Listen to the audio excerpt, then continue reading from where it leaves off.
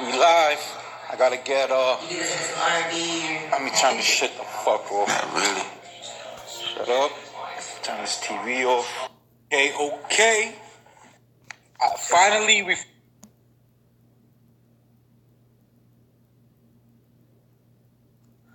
gonna talk about a lot. I got a few questions for her. Word.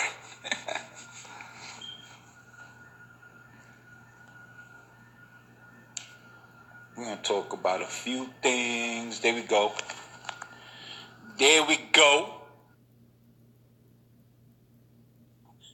We got the wonderful Blue Diamond in the building. Blue Diamond, what up? What's going on? Chilling, man. Finally, we get to do the interview. Yeah, been chasing you. Yeah, I know. That's what's up. And thank you for like 5 minutes ago. I hit you up and you was like, let's do it. Nah, come on. You was talking, I seen Long Island and I was like, oh, nah, let's do it. Let's do it. That's what's up. Yo, so what part of Long Island are you from? I'm from Suffolk. Actually, I'm all over Long Island. I started in Nassau County, Rockville Center.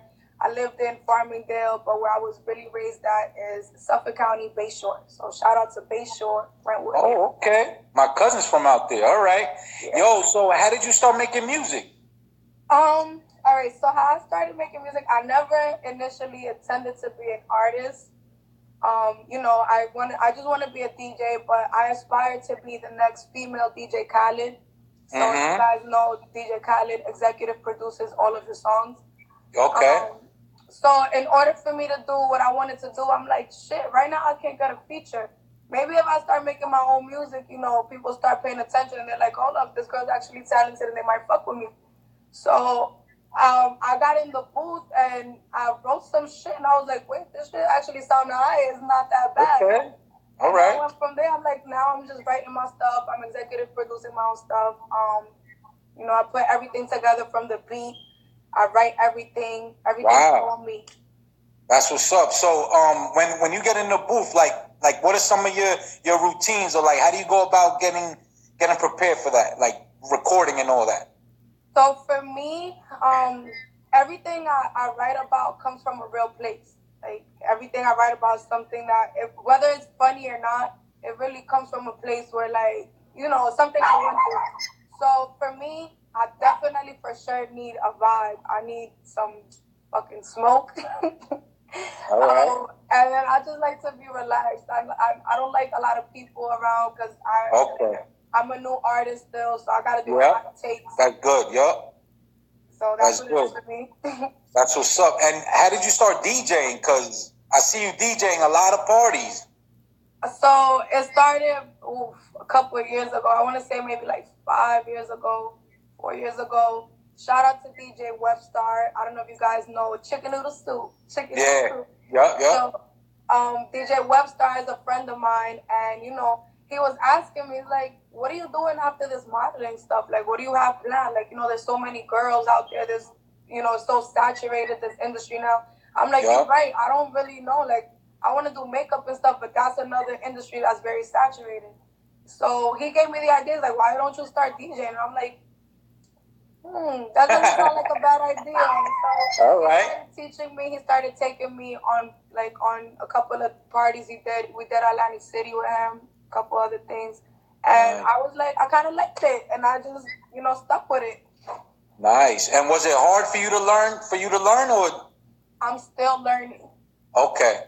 I don't pretend to be the best female DJ, the best DJ at any point. This is an art that I take very serious. I'm very passionate about it, and I want to learn every ins and out of everything. There's so much different equipment and stuff. Every equipment does something different, so it's just like, I'm still learning. I want to master the art of scratching. I'm not that nice yet. All right. We there. And blending. I see you doing the blending. Yeah, my blending's high. Yeah, I see you. I be watching your videos. That's what's up. Thank you. I appreciate you. That's what's up. I was like, okay, she's stepping it up. Yo, and I seen you went overseas with Tekashi. How was that? You was his DJ, right? Sorry? You was his DJ, right? Yeah, I got to DJ Tekashi 69's first European tour. I'm very grateful for that. That was an opportunity that he didn't have to give me because once again, I'm a brand new DJ, but he saw that I took it serious. He saw that I was very passionate about it. He's like, I'm going to give you an opportunity. And we went. Oh, it was a dope experience. I felt a little famous for a little bit, whatever. I could imagine. Overseas? How many countries did you guys do? Wow, we did so many. We did a whole month away. So damn. Just know I can't even keep track of how many. We went all over Europe. And is there any like crazy tour life stories that you might have? The only thing that I can say is the girls are crazy. Like on tour, the shit that you like as a female, I was just watching. I'm like, wow. So I will go to sleep. Listen to this. I will go to sleep, and before I go to sleep, I see the girls go. I mean, one of the girls, whatever, go into one room, and then when I wake up, they're coming out of another room. Oh. So these girls literally get passed around the whole team just to get to 6 type shit, and they be with it like. They be wow, that's crazy. Yeah, they be like that, but. I'm not here to judge. I just yeah. You just watch. I was just there to keep them comfort. The girl. I was just there to comfort everybody. Like, girls gonna be okay. Yeah, that's what's up. And what was like your one of your favorite countries that you visited? I want to say Spain. I loved Spain. Okay. I'm not gonna lie. The littest crowd had to be probably Amsterdam or France. Okay. Belfort, France, with 15,000 people. Nice. But I enjoyed the most Spain. Spain is a party city, and it was just everybody was ready to go. Oh, that's what's up. And that makes your job easier, right? Like when you're doing your thing. I'm not gonna lie. Actually, they were so turned up and so excited to see him. They actually thought he was coming in, and it was just like some ruckus going on, and they actually booed me. So as turned up as they were, okay, like, we want to see 6ix9ine. Yeah, that's crazy. And let's talk about the New York club scene, like because you do bartending also, right? Yes. And how's that? How's that? I'm still in New York. Starlets. The world famous Starlets. What specifics are you asking about? Nah, like what's the difference between like New York clubs and like other clubs? You know what I mean? As far as because they always say like the bartenders is like the famous and the strippers isn't really they don't really make that much money as much as the bartenders. That's like always a thing. So all right, I'm gonna take it back, back. That all started inside Starlets. Wow. What they used to do was they had a group of girls called the Startenders. Oh, yeah. I don't know if you guys remember Bernice, Gracie, Sasha Devali, I think Olivia Marie, Elba Everlasting. Okay. Those were 5 of the original girls that I can remember off the top of my head right now. Probably Tatted Up Holly, I don't know. But what they used to do was they used to take the bartenders at 3:30 o'clock in the morning. They used to put them on stage, and out of towners and the guys with the big bag, they used to do a little dance on stage, and they used to blow the bag. That's how that started. Okay. Now, Instagram and social media is so big and broad. Everybody sees and copies what they see on social media. So, other promoters started picking up, and they're like, oh, these girls is making money. So hold on, let's start doing this in other clubs as well. Okay. Started doing that in other clubs as well. So now it's just a trend. That's all it was. It was a trend. Bartenders is popping. It started in New York, now it's flourishing everywhere else. Like I said, social media is a motherfucker. I mean, is it good or bad? Was that a good thing or a bad thing that happened? I mean, for me, I got $1 million. You feel me? So it's it's a blessing. I was my 9 to 5 and was able to go make money for my looks. So it was like, that's a blessing. But in the same token, the industry is not the same. It's very oversaturated. There's a new girl almost every day because, like I said, people want to do what they see other people do. And everybody want to be a bartender, a stripper now. Nobody wants to be a doctor. Nobody wants to be a firefighter. Like, we need that too in the world. That's what's up.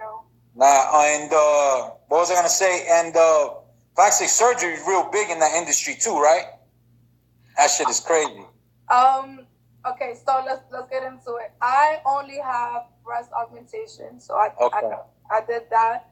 I've remained natural from the chest down.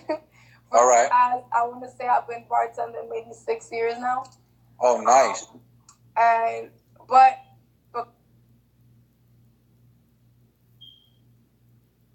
sorry. Got you. All right, I'm back. Because the game has changed so much, I used to make so much money back in the day.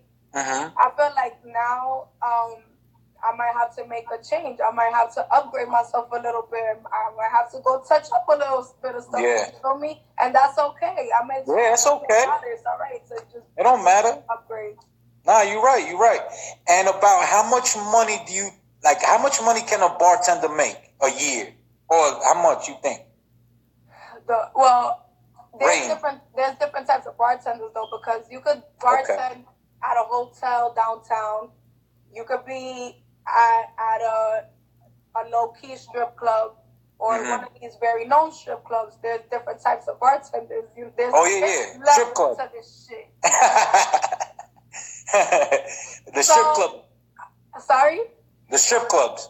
Yeah, I say that to say this. It's just I would say a star tender can make anywhere from because it depends. You could be a whack one, you could be a lit one. You could make anywhere from $50,000 to $150,000, maybe $200,000 a year. Shit! Wow, that's real like deal. I said, I've been in the game for 6 years, so just imagine at least $150,000 a year. Nice. Oh, so that's nice. Yeah. I see you got the chain. Yeah, I seen the video when you went to go get it. That's what's up. Thank you. And you got a show at SOBs tomorrow. Talk about it. Yes. So tomorrow's my first ever performance. Yes, I've traveled around the world. Yes, I've DJed around the world. Yes, I'm DJing at your local parties in New York City, but I'm also an artist.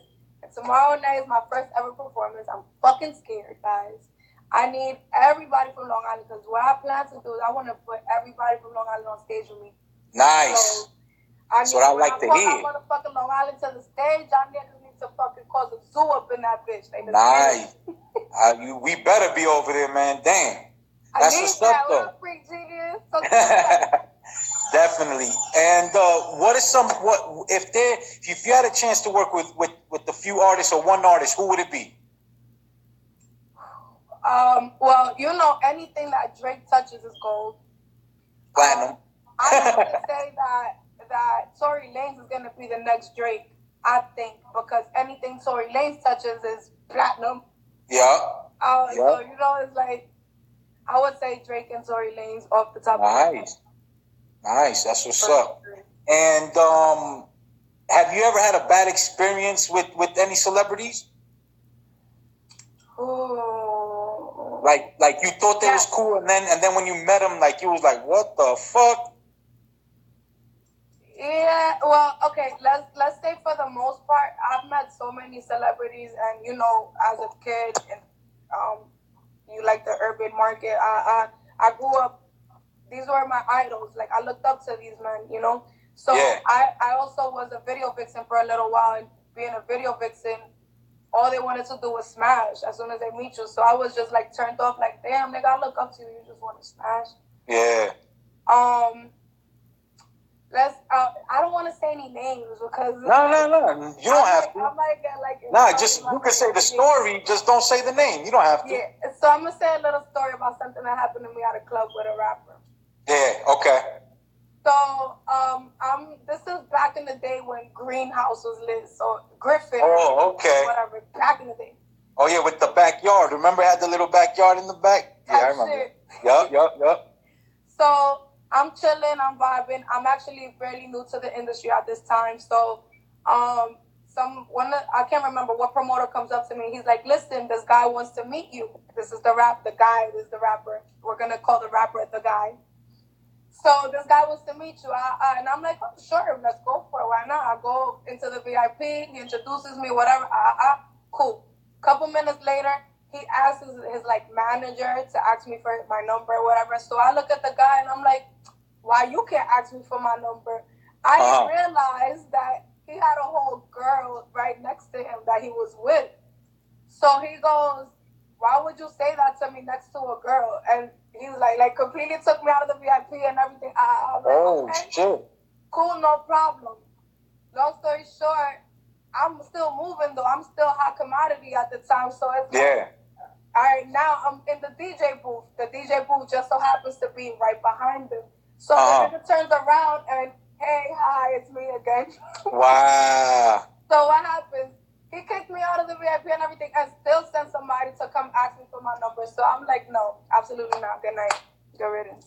That was Wow, that's crazy. And then to really end the story, I seen the same rapper a couple months ago at a club, and he actually told me, hey, I'm really proud of you. So okay. Go figure. Okay, all right. That's what's up. So people are seeing your work. People are seeing your work. People are respecting your work. Thank God, they see me out here grinding. It's slow. It's a slow process, but That's what's up. And how was the Video Vixen days? I mean, it's a stage in my life where like I kind of just wanted to close that chapter. I don't know who in here follows me, like is on me like that, but if y'all notice, like I stopped for a little bit. I stopped posting sexy stuff. I try to steer away from dressing a certain way, from posting certain poses, and just trying to completely steer away from the whole trying to be a sex image, any of that, It was cool. I enjoyed it. I met a lot of people doing it, and for that reason, I'm able to do what I'm doing today because that's how I built my platform. But a lot of people don't understand. They think I just woke up one day and you're just gonna be a DJ. No, I for 6 years put in work in the industry. I walked around introducing myself to people, networking, listening to parties, fucking video shoots that lasted hours. And my God, I hate that. I put my groundwork in. So today, if I want to wake up and I want to fucking whatever it is I want to do in the industry, I built my platform. Point blank. Yeah, no, that's good. That's good. And have you DJed for anybody else lately? No. Or just your party? I don't know if you guys heard of Live Like Davis. I think I have. Live Like Davis. Okay. My resume consists of Chinese Kitty, Bodega Bams, Live Like Davis, Young Syrup, and 6ix9ine. Right now. Oh, okay. That's what's up. And from when you started to now, what are some changes that you've seen in this industry? From when I started DJing, or from when from your career till now. Well, with the Video Vixen thing, it seems like a lot of women that do it, they just end up being like, nah, I don't want to do this anymore. Like this isn't it. Why do you think why do you think that is? Well, I don't know about how they do things outside of New York, but I know here in New York, that's a market that you're not even making money in it anymore. There's like no money being a video vixen anymore. Too many girls are like, yo, I want to be up there, and they started doing shit for free. So it's like, why am I gonna pay you when I could get somebody that looks just like you for free? They want you to do shit for exposure and whatnot. So it's just like it's a dead market for me. I wouldn't say to somebody who's starting off to not do it, because when I first started bartending, I used to go home without $1. Like, they were nice. Okay. I went home with $0. I had to build my clientele. I had to, go sleepless nights and go wake up the next day to go to my 9 to 5 and fuck around and do that till I was able to really quit and say, hey, now I can pay my bills with this bartender shit. Yeah. That's what people fuck up at. Like, y'all don't build no platform. Y'all just wake up, just want to do shit and be on top. Like, it don't work like that. Right. And I was gonna ask you, any crazy stories being a bartender? Because guys get drunk and sometimes they could be disrespectful. So any crazy stories within from you doing that? I don't have any crazy stories. Or have you seen like a disrespectful story? Okay. I can't even remember. I just felt so violated. This was like I was working in Long Island actually at Tropics, and Freeport. Like, yeah, Freeport. So I'm just I'm hanging out, whatever. I don't even remember what the conversation was about. All I know is I was trying to say something, and the guy was like, "You're only a bartender," like, and that shit just killed me inside. I'm like, "Oh my god, he just said I'm only a bartender," and social media has you like, I'm a bartender, but I'm lit on the gram. I'm making this X amount of dollars, so I'm lit. Da, da, da. He shut my whole shit down. He said, but you're just a bartender. Wow. And, when you hear shit like that, it just makes you like, you know what? You're going to remember my face, nigga. Yeah, exactly. And you're going to see me. Yeah, and what do you think about entrepreneurship? Like, what do you got going on as far as that? You got any clothing coming out, anything coming out? So right now, we just did some ski masks. My last video, we used some ski masks, some pink ski masks, and everybody liked them. So I was like, fuck it, let's just bring some ski masks out. I might do some merchandise. Yeah, do that. But guys, don't forget, I did have a lipstick line, and I'm bringing that shit back out. I wanted to revamp myself as a DJ and not as a bartender, so I would be able to sell my products in like a Saks and Fifth Ave. Okay. I don't want to I want to be broad. Nice. And how did you get your name, Blue Diamond? So, in high school, I used to dye my hair every different color possible you could think of. Okay. I finally decided I want to be a little bit more grown. So, what's a color that's still a different color, but it's dark enough to like I could be an adult? And it was royal blue at the time. Oh. So I dyed my hair royal blue. I knew I wanted to brand the blue color. But I didn't have anything picked out. So at the time, I was working at a makeup factory, and one of the eyeliners' names was Blue Diamond. Somebody was just randomly like, "Oh, Blue Diamond." So I looked up what a blue diamond was. When I looked it up, it said a blue diamond was the world's most second expensive diamond. Oh, and shit! It's very, very rare and very, very hard to find. Okay. So that's how I identify myself: fucking expensive and rare, nigga. That's what's up. All right. And as far as influences, what are some of your influences? Some people I look up to, definitely Skrillex, Diplo, DJ Khaled, and DJ Carnage. And then, of course, my locals, Funk Flex and Camilo. Nice. And would you do any other genre type of music too? I'm trying to be in every genre. What I aspire to transfer and switch over to is the EDM world. Yeah, that's big. I kind of want to do a little bit of everything. I want to be the next Carnage. Like, you see how Carnage is hip-hop, but he's still EDM?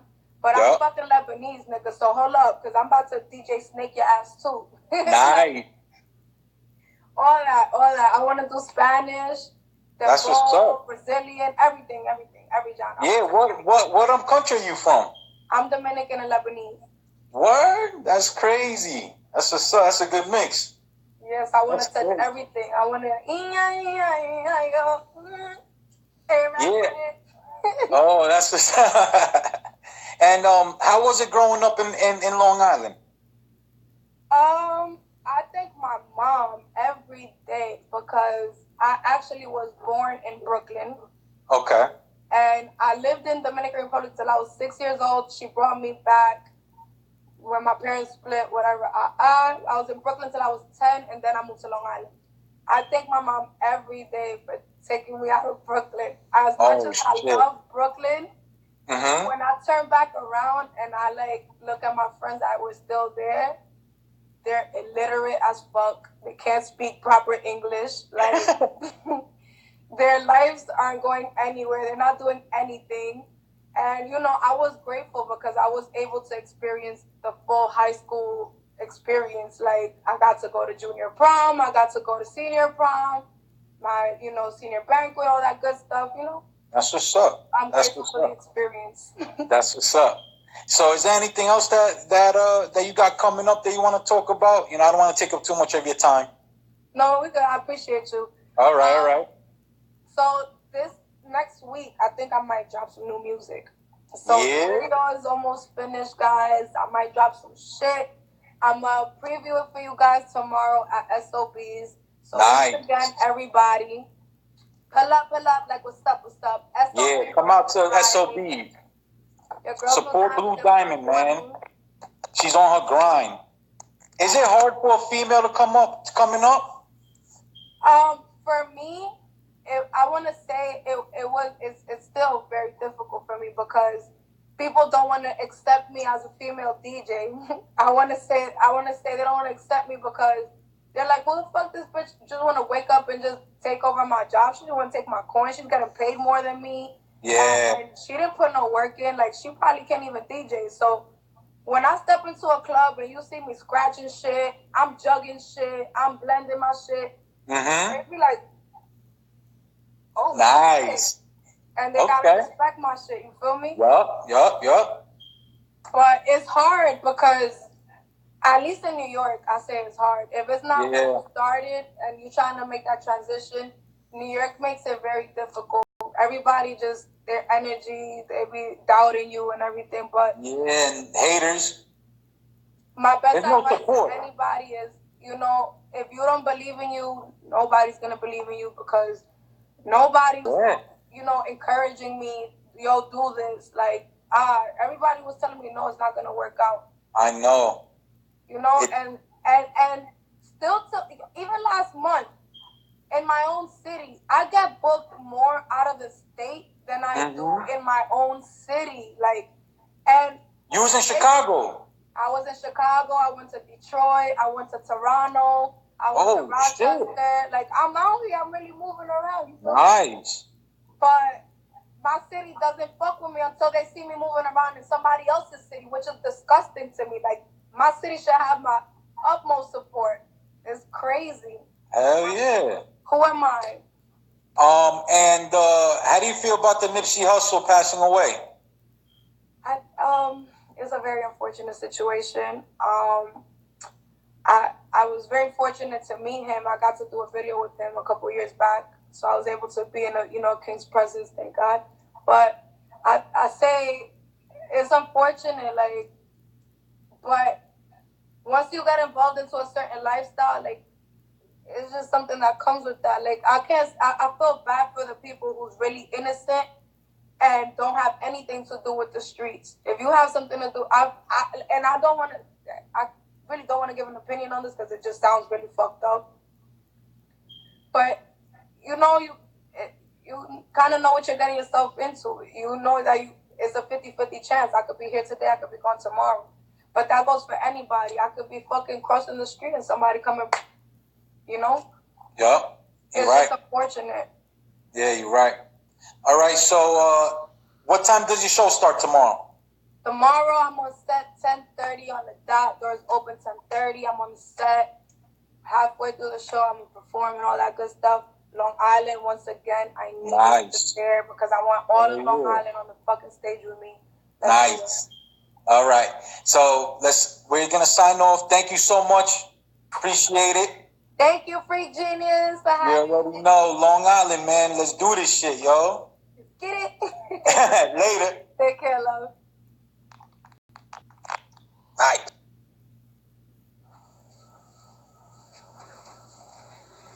Yo. Make sure I'm good. Okay, let's do this. All right, how do I request again? Right here. Where's Red Rose? There we go. Charlito Beats. What up, my boy? Got another live going through right now. What up, Jeff? What up, Lo?